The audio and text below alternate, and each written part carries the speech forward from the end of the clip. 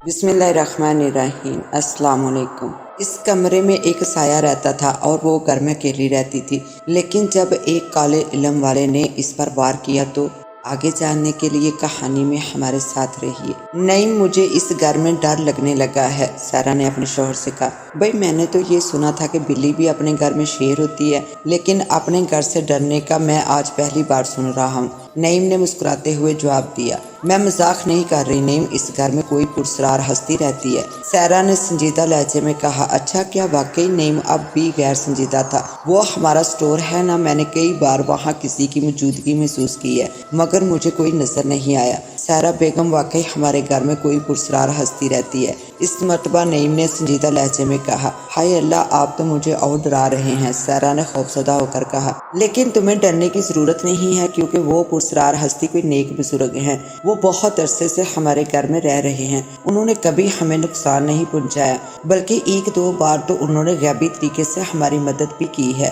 وہ ہمارے ہمدرد ہیں، تم فکر نہ کرو، نعیم نے اسے تسلی دی۔ میں تو پھر بھی پریشان رہوں گی نا، سارا نے کہا۔ تم یوں سمجھو کہ وہ تمہارے بزرگ ہیں، اور بزرگوں کی موجودگی تو رحمت ہوتی ہے، ان کی موجودگی سے پریشان تو نہیں ہونا چاہیے، کیوں ٹھیک کہہ رہا ہوں نا، نعیم نے سارا کو سمجھایا تو سارا نے اقرار میں گردن ہلائی۔ وہ کچھ مطمئن ہو گئی تھی، اس نے سوچا کہ اس پرسرار ہستی کو اگر نقصان پہنچانا ہوتا تو اب تک پہنچا چکی ہوتی۔ نعیم سے اس کی شادی کو 6 سال ہو چکے تھے، نعیم اس سے شدید محبت کرتا تھا۔ شادی کے 3 سال بعد اللہ تعالیٰ نے انہیں گول مٹول سا فہیم عطا کیا تو نعیم کی محبت میں اور بھی اضافہ ہو گیا تھا۔ نعیم شادی سے پہلے ملازمت کرتا تھا، مگر جب ذمہ داریاں بڑھی تو اس نے اپنا کاروبار شروع کر دیا۔ کاروبار میں شب و روز کی محنت کی وجہ سے اللہ تعالیٰ نے برکت دی، اور اب ان کے پاس وہ سب کچھ تھا جو کسی کا خواب ہو سکتا ہے، بینک بیلنس اور جائیداد بھی۔ پچھلے ہی سال نعیم نے مین روڈ پر کچھ زمین خرید کر مارکیٹ بنوائی تھی۔ سارا اپنی زندگی سے بہت خوش اور مطمئن تھی، البتہ نعیم اپنے چھوٹے بھائی ندیم کی وجہ سے کبھی کبھی پریشان ہو جاتا تھا، اپنے ساتھ کاروبار میں بھی شریک کرنا چاہا تھا، اس کی مرضی کا کاروبار اسے کرا کر دینے کی آفر کی تھی، مگر وہ ہر مرتبہ یہ کہہ کر ٹال دیتا کہ ابھی نہیں۔ نعیم کی پریشانی کی حالت میں سارا اسے تسلی دیتی کہ ندیم ابھی بچہ ہے، سمجھ جائے گا، وہ ندیم کو بھی سمجھاتی، مگر ندیم کے کان پر جوں تک نہ رینگتی۔ نعیم اسے جیب خرچ بھی کھلا دیتا تھا۔ تنگ آ کر ایک دن نعیم نے اس کا جیب خرچ بند کیا تو اس نے نہایت جذباتی انداز میں کہا، اگر میرے والدین زندہ ہوتے تو وہ کبھی بھی میرا جیب خرچ بند نہ کرتے، آپ نے تو مجھے یتیم جان کر میرا جیب خرچ بند کیا ہے نا، ٹھیک ہے آپ مجھے جیب خرچ نہ دیں، امی ابو کی روحیں تو دیکھ رہی ہوں گی نا کہ آپ میرا کتنا خیال رکھ رہے ہیں۔ اس جذباتی بلیک میلنگ کے بعد نعیم نے کبھی بھی اس کو کسی خرچے سے نہیں روکا، اور ویسے بھی اس نے جب سے ریڈی میڈ گارمنٹس کی فیکٹری لگائی تھی، اس کے پاس وقت ہی نہیں تھا کہ وہ ندیم کو سمجھاتا، اس نے اسے اس کے حال پر چھوڑ دیا۔ اس کی جگہ اس نے سارا سے کہا، سارا میں چاہتا ہوں کہ گارمنٹس فیکٹری کے معاملات کی نگرانی تم کرو، وہاں زیادہ تر خواتین کا کام ہے، اس لیے تم یہ کام سنبھال سکتی ہو۔ آپ ہیں نا، سارا نے کہا۔ میں ہوں تو صحیح، مگر دوسرے کاروبار بھی تو ہیں، یہ فیکٹری لگا کر میری مصروفیت بہت بڑھ گئی ہے، تم میرا ہاتھ بٹاؤ گی تو میں کچھ لمحے تمہارے لیے اور ندیم کے لیے نکال سکوں گا، ورنہ تو اب وقت نہیں ملتا۔ اس کے علاوہ ایک اور خاص وجہ یہ بھی ہے، نعیم نے مسکراتے ہوئے کہا۔ اور وہ خاص وجہ کیا ہو سکتی ہے جناب؟ سارا نے پوچھا۔ وہاں حسین و جمیل نو عمر لڑکیاں بڑی تعداد میں آتی ہیں، میں پھسل گیا تو کیا کروں گی؟ نعیم شرارتی لہجے میں بولا۔ مجھے آپ پر مکمل بھروسہ ہے، میں جانتی ہوں آپ اوچھے لوگوں میں سے نہیں ہیں، سارا نے اعتماد سے کہا۔ بھئی کہتے ہیں کہ مرد کو بدلنے میں دیر نہیں لگتی، نعیم نے کہا۔ آپ چاہتے ہیں کہ میں فیکٹری کو وقت دوں تو ٹھیک ہے، میں کل سے فیکٹری جانا شروع کر دیتی ہوں، خوش اب؟ جی جناب، بہت خوش، تھینک یو، کم سے کم یہ ایک بوجھ تو میرے سر سے اترے گا، نعیم نے کہا۔ اگلے دن سے سارا نے فیکٹری جانا شروع کر دیا۔ شروع میں وہ صرف 2-3 گھنٹوں کے لیے فیکٹری جاتی تھی، نعیم نے اسے کاروبار کے تمام معاملات سے آگاہ کر دیا تھا، اور جب وہ مکمل کاروبار سنبھالنے کی اہل ہو گئی تو دفتر کو مکمل وقت دینے لگی۔ اب اسے کاروبار کرنا اچھا لگتا تھا۔ فہیم 4 سال کا ہو چکا تھا، انہوں نے اسے اسکول میں داخل کروا دیا تھا، اس کے لیے ایک آیا کا انتظام تو انہوں نے بہت پہلے سے کر دیا تھا۔ تمہیں معلوم ہے سیرا میں نے تمہیں بزنس وومین کیوں بنایا؟ ایک رات نعیم نے اس سے پوچھا۔ تاکہ بزنس میں آپ کا ہاتھ بٹا سکوں، سیرا نے جواب دیا۔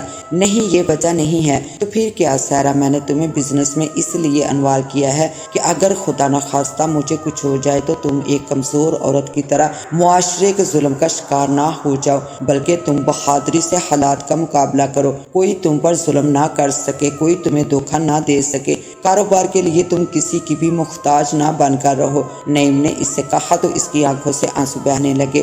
نعیم، یہ آج آپ کیسی باتیں کر رہے ہیں؟ اس نے روتے ہوئے کہا۔ کبھی کبھی مجھے خیال آتا ہے کہ میں تمہارا زیادہ عرصے تک ساتھ نہیں دے سکوں گا، موت کے ظالم ہاتھ مجھے تم سے چھین لیں گے۔ دیکھو، اگر ایسا ہوا تو فہیم کا خیال رکھنا، اسے ایسا ستیلا باپ مت دینا جو اس کی زندگی کو قابل رحم بنا دے۔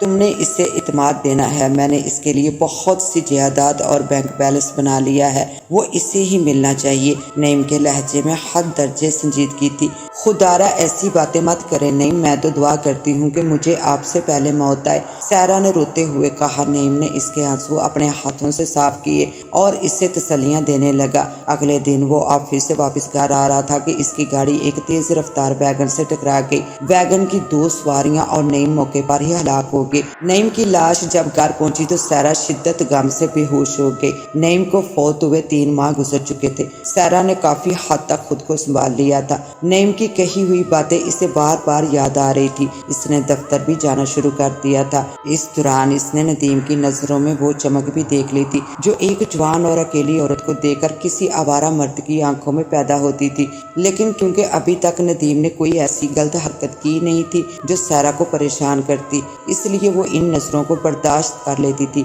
ایک دن وہ ناشتے کی میز پر تھی۔ فہیم کو ناشتہ کرا کر ڈرائیور کے ساتھ اسکول بھیج چکی تھی۔ واپسی پر وہ خود فہیم کو اسکول سے لے لیتی تھی۔ ندیم بھی اس کے ساتھ بیٹھا ناشتہ کر رہا تھا۔ ناشتہ کرتے کرتے ندیم نے اس سے پوچھا، سیرا اب تمہارا کیا پروگرام ہے؟ کس سلسلے میں؟ سیرا نے چونک کر اس کی طرف دیکھتے ہوئے پوچھا۔ سائرہ، ابھی تم جوان ہو، تمہارے سامنے ایک پہاڑ سی زندگی ہے جسے تم اکیلے نہیں گزار سکتی۔ تو پھر سیرا سمجھ گئی تھی کہ ندیم کیا کہنا چاہتا ہے، پھر بھی اس نے پوچھا، سیرا تم شادی کر لو۔ ندیم نے اسے مشورہ دیا۔ ایک بیوہ سے کون شادی کرے گا؟ سیرا نے اس سے کہا۔ میں تم سے شادی کروں گا۔ بیوہ سے شادی کرنا تو ویسے بھی ثواب ہے، اور بائی کی بیوہ سے شادی کر کے اس کا سہارا بننا تو بہت بڑی نیکی ہے۔ ندیم نے فوراً کہا، ندیم تم تو میرے دیور ہو، میرے چھوٹے بھائی، تم سے میری شادی کیسے ہو سکتی ہے؟ بھائی کے فوت ہو جانے کے بعد دیور اپنی بھابھی سے شادی کر سکتا ہے، یہ بہت بڑی نیکی ہے۔ نہیں، میں تم سے شادی نہیں کر سکتی، تم میرے بھائی ہی ہو۔ سیرا نے انکار کیا۔ مجھ سے شادی نہیں کرو گی تو پھر کس سے کرو گی؟ ندیم نے اس سے پوچھا۔ کسی سے بھی نہیں، میں فہیم کو ستیلا باپ نہیں دوں گی، سیرا نے فیصلہ کن لہجے میں کہا۔ میں فہیم کا چاچا ہوں، وہ میرا خون ہے، مجھے تو اب بھی اس سے اتنی شدید محبت ہے کہ میں اس کے لیے سب کچھ قربان کر سکتا ہوں۔ ندیم نے کہا، یہ بات طے ہے ندیم کہ میں دوسری شادی نہیں کروں گی، مجھے نعیم نے بھی دوسری شادی سے منع کیا تھا اور میرا ضمیر اور دل بھی یہ گوارا نہیں کرتا، پلیز آئندہ اس موضوع پر کوئی بات نہ کرنا۔ اور میں جو تم سے محبت کرتا ہوں، میں تو نعیم بھائی کی زندگی میں بھی سوچا کرتا تھا کہ کاش تم نعیم کی نہیں میری بیوی ہوتی۔ تمہیں اندازہ نہیں ہے سیرا کہ میں تم سے کس قدر محبت کرتا ہوں۔ ندیم تم ہوش میں تو ہو؟ سیرا نے گسیلے لہجے میں اس سے کہا۔ ہاں سیرا، میں ہوش میں ہی ہوں۔ آج مجھے کہنے دو اپنے دل کی بات، وہ بات جو میں نے برسوں اپنے سینے میں چھپائے رکھی، صرف اس مجبوری کی وجہ سے کہ تم میری بھابھی تھی، مگر اب وہ مجبوری نہیں ہے، اب میں اقرار محبت کرنے میں آزاد ہوں۔ تم مجھے پھانسی چڑھا دو سیرا، لیکن میں پھر بھی کہوں گا کہ مجھے تم سے محبت ہے۔ شٹ اپ، اگر آئندہ تم نے ایسی گھٹیا بات کی تو میں تمہیں گھر سے نکال دوں گی، سیرا نے غصے سے کہا اور اٹھ کھڑی ہوئی۔ یار اب میں کیا کروں؟ سیرا کسی طور نہیں مان رہی۔ ندیم اپنے دوست نوید کے پاس بیٹھا ہوا تھا۔ کوشش جاری رکھو، جوان عورت ہے، ایک نہ ایک دن جذبات میں آ ہی جائے گی، نوید نے اسے مشورہ دیا۔ یار 5 مہینے سے تو کوشش کر رہا ہوں، طرح طرح کے جذباتی ڈائلاگ بول چکا ہوں، اور آج تو اس نے چوکیدار کو بلا ہی لیا تھا مجھے دھکے دے کر گھر سے نکالنے کے لیے۔ پھر تو اس سے اپنا حصہ لے کر الگ ہو جاؤ۔ حصہ کیسا؟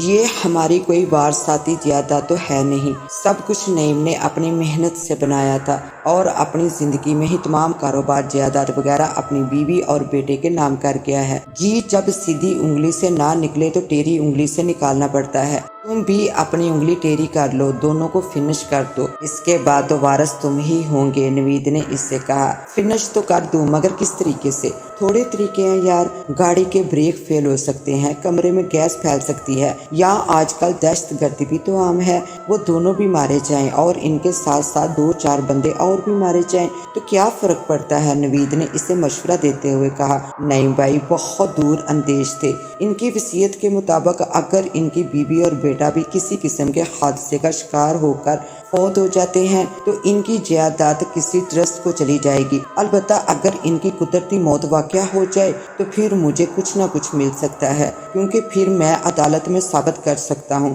कि इनकी मौत में मेरा हाथ नहीं। अब तो सूरत हाल ये है कि अगर इन्हें कुदरती तौर पर भी कोई हादसा पेश आ जाए तो पुलिस मुझे गिरफ्तार कर सकती है। हाँ यार, ये तो है। फिर एक और तरीका भी है, नवीद ने सोचते हुए कहा। वो क्या? नदीम ने पूछा। सुना है कि लोग काले इल्म के माहिरीन के पास भी जाते हैं अपने दुश्मनों को नुकसान पहुंचाने के लिए। तुम भी किसी ऐसे ही काले इल्म के माहिर से मिलो, इसके पास तुम्हारे मसले का हल हो सकता है। नवीद ने इससे कहा। ओहो वेरी गुड, ये तुमने बहुत पते की बात की है। क्या तुम किसी ऐसे काले इल्म वाले को जानते हो? नदीम ने खुश होते हुए कहा। इसे नवीद का मशवरा बहुत पसंद आया था। नईम की तमाम दौलत अब इसे अपनी होती नजर आ रही थी। जानता तो नहीं हूँ, लेकिन ढूंढने से कहीं मिल जाएंगे, नवीद ने इसको जवाब दिया। अब मैं देखता हूँ कि ये सपनी कितने दिनों तक मेरे भाई की दौलत पर पहरा देती है, नदीम ने कहा। और फिर वो दोनों उठकर काले इल्म के माहिर की तलाश में निकल पड़े। वो दोनों उस वक्त अमरनाथ के सामने बैठे हुए थे। अमरनाथ का दावा था कि वो हर काम गारंटी के साथ करता है। अमरनाथ गहरी स्याह रंगत का एक खौफनाक इंसान था। इसकी आंखें खून की तरह सुर्ख थी। इसे देखकर आदमी खुद ब खुद डर जाता था। इसने इन दोनों को घूरा। अपना मसला बयान करो बालिक, इसने नदीम से कहा। जनाब, मेरे रिश्तेदारों में एक नहायत खूबसूरत औरत है, वो अब बेवा हो चुकी है। मैं इससे शादी करना चाहता था, मगर इसने मुझे दुत्कार दिया, मेरी खूब बेइज्जती की। अब मैं इससे इस बेइज्जती का बदला लेना चाहता हूँ। नदीम ने इसे असल बात बताने से गुरेज किया। मालो दौलत का सुनकर वो बहुत ज्यादा पैसे मांग लेता। इस तरह बदला लेना चाहते हो? अमरनाथ ने इससे पूछा। मैं चाहता हूँ कि वो और इसका बेटा यके बाद दीगरे किसी बीमारी का शिकार होकर खत्म हो जाए। तुम्हारी मर्जी के मुताबिक तुम्हारा काम हो जाएगा। तुम इस औरत और इसके बेटे की एक एक तस्वीर मुझे ला दो, अमरनाथ ने नदीम से कहा। मैं आज ही इन दोनों की तस्वीर पहुंचा देता हूँ। इस काम में कितना वक्त और कितना पैसा लगेगा? नदीम ने इससे पूछा। 1 लाख रुपया। पहले 15 दिन में बच्चा फौत हो जाएगा और इससे अगले 15 दिन में वो औरत। वक्त तो ठीक है जनाब, लेकिन पैसे कुछ ज्यादा नहीं है, नदीम ने कहा। अगर ज्यादा है तो कोई सस्ता बंदा ढूंढ लो, मैं तुम्हें पकड़कर तो नहीं लाया, अमरनाथ ने नाराज लहजे में कहा। ठीक है जनाब, मैं रकम और तस्वीरें आज ही पहुंचा देता हूँ, आप अपना काम शुरू कर दे, नदीम ने कहा और वो वहाँ से उठाए। नदीम ने उसी दिन इसे रकम और तस्वीर पहुंचा दी। रकम इसने बगैरत बनकर सारा से ही मांगी थी। भाभी, मैं गलती पर था, मैं अपने रवैये पर शर्मिंदा हूँ। आप वाकई मेरे लिए काबिल एहतराम हैं। आप मेरी भाभी हैं, मेरे लिए माँ जैसी, मुझे माफ कर दें। इसने बकायदा सायरा के सामने हाथ जोड़ दिए। सायरा हैरत से इसे देख रही थी, खास तौर पर लफ्ज माँ जैसी पर तो इससे यकीन नहीं आ रहा था। मगर नदीम इसके सामने सर झुकाए हाथ जोड़े खड़ा था। इसके चेहरे पर शर्मिंदगी थी। अच्छा है, तुम्हें अपनी गलती का एहसास हो गया, मुझे अब तुमसे कोई शिकायत नहीं, सायरा ने दिल से इसे माफ करते हुए कहा। इसने सोचा कि अगर इसे अपनी गलती का एहसास हो गया है तो इसे माफ कर दिया जाए। इस कहानी का बकिया हिस्सा देखने के लिए पार्ट 2 का विजिट करें। इसके साथ ही अब मुझे दें इजाजत, मिलते हैं इंशाल्लाह पार्ट 2 के साथ। तब तक के लिए अल्लाह निगहबान।